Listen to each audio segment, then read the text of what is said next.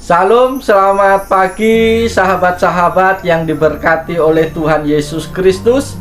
Senang pada pagi hari ini kembali saya menjumpai sahabat-sahabat semua, serta membagikan berkat Tuhan melalui perenungan firman Tuhan pada pagi hari yang indah ini.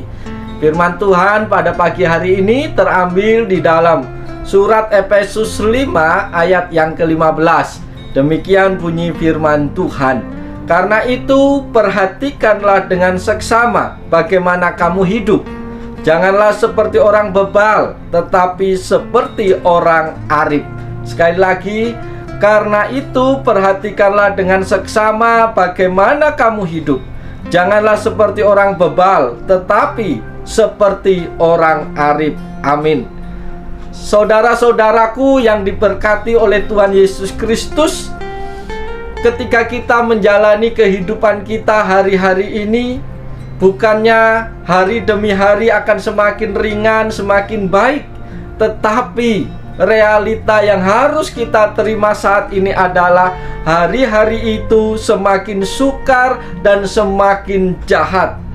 Sebuah hati yang bijaksana sangat diperlukan supaya bisa menjalani keadaan kehidupan yang seperti itu, sehingga kita mampu keluar menghadapi kesulitan dan tantangan yang sedang marak saat ini.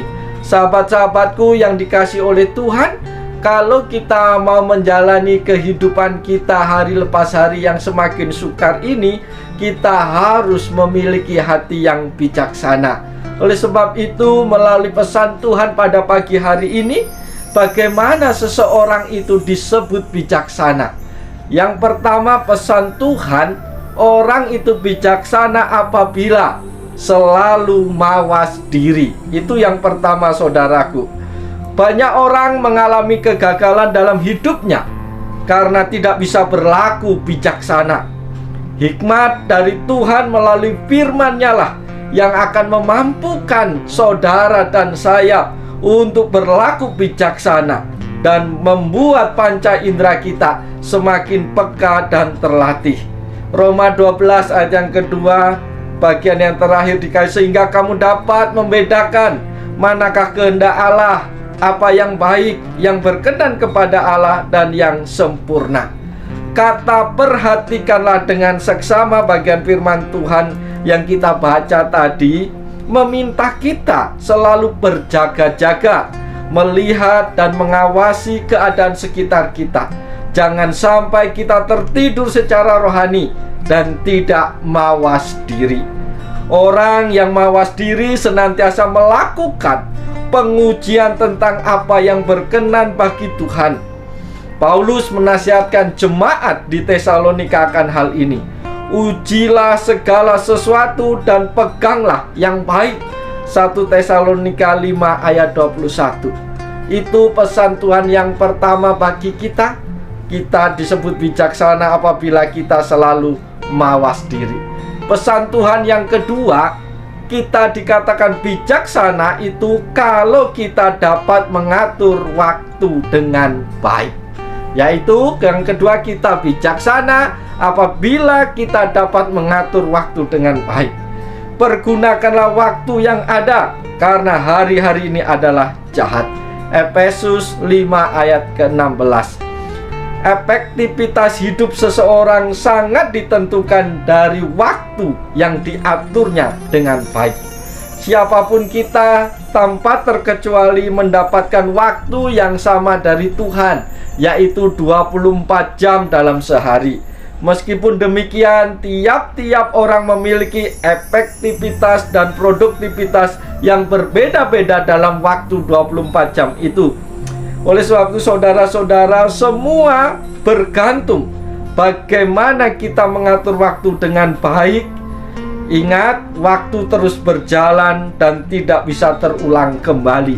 Karena itu, jangan sia-siakan waktu yang ada. Hidup kita sangatlah singkat. Jangan biarkan waktu berlalu tanpa makna. Isilah untuk hal-hal yang berguna di dalam kehidupan kita, sehingga kita mampu bijaksana. Orang yang cerdas adalah orang yang bisa mengatur waktunya dengan baik. Bukan kita yang diatur oleh waktu. Banyak orang berkata tidak punya waktu. Memang waktunya kemana? Habis untuk apa? Itu pertanyaannya. Seharusnya kita harus bijak, kita harus bisa mengatur waktu dalam kehidupan kita, sehingga hari-hari yang kita jalani selalu bermakna, karena kita mengisi waktu yang ada bersama dengan Tuhan. Itu pesan Tuhan yang kedua bagi kita. Pesan Tuhan yang ketiga bagi kita supaya kita bijak adalah mengerti kehendak Tuhan. Efesus 5 ayat 17 berkata, usahakanlah supaya kamu mengerti kehendak Tuhan. Orang bijak adalah orang yang mengerti kehendak Tuhan. Apa tandanya orang yang mengerti kehendak Tuhan? Orang yang mengerti kehendak Tuhan tandanya tidak lagi hidup menurut keinginan daging, melainkan menurut pimpinan Roh Kudus. Dengan kata lain, orang yang mengerti kehendak Tuhan adalah orang yang selalu rindu menyenangkan hati Tuhan. Orang yang mengerti kehendak Tuhan itu adalah orang yang selalu melakukan apa yang menjadi perintah Tuhan dalam kehidupannya. Hidupnya dipimpin oleh Tuhan, sehingga apapun yang dia lakukan senantiasa hanya menyenangkan hati Tuhan. Itulah pesan Tuhan bagi kita pada pagi hari ini, saudara-saudaraku. Berlakulah bijaksana di tengah-tengah kesulitan yang ada. Berlakulah bijaksana di tengah-tengah hari-hari yang semakin jahat ini. Oleh sebab itu, mari kita serahkan kehidupan kita sepanjang hari ini dalam tangan Tuhan. Tuhan Yesus yang baik, kembali kami datang kepadamu.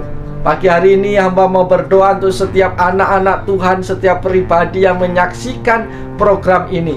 Kiranya Tuhan menolong memberkati hidup mereka, supaya mereka mampu menjaga diri, mawas diri, bersikap waspada setiap hari.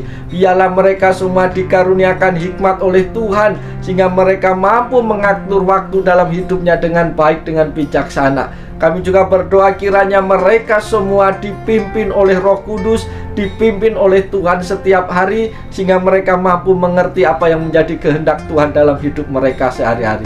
Terima kasih Tuhan, pimpin berkati hidup mereka sepanjang hari ini, sehingga sepanjang hari ini menjadi hari yang penuh berkat bagi kami semua. Hanya dalam nama Yesus kami naikkan doa kami kepada Bapa di surga. Haleluya, amin. Salam, selamat pagi, selamat bekerja, selamat beraktivitas.